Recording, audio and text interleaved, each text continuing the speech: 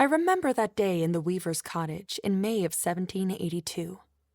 I was in the attic, which was warm and stuffy, and the air was thick with the scent of wool and old pine.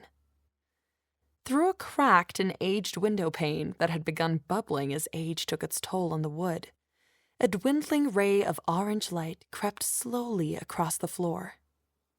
Sunset was approaching.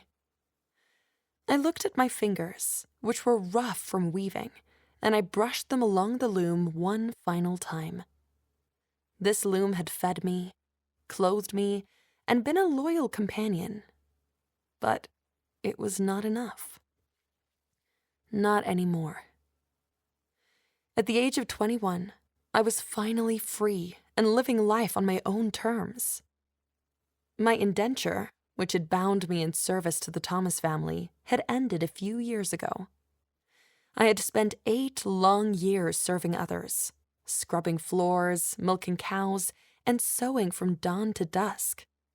I had learned, the hard way, to keep my head low and hands busy. I sharpened my observational and listening skills and worked to contain my desire to become more than my circumstances would allow. I was only a child when Ma passed away. Papa was gone even before that. My relatives took me in, but only for a while. I was sold into service before I knew what was happening. I didn't have anything to my name. No dowry. No man waiting to claim me. What I did have were a pair of strong hands, a strong and tall frame, and a heart that would quicken whenever I would hear news from the war front. It was as if Massachusetts was riddled with it.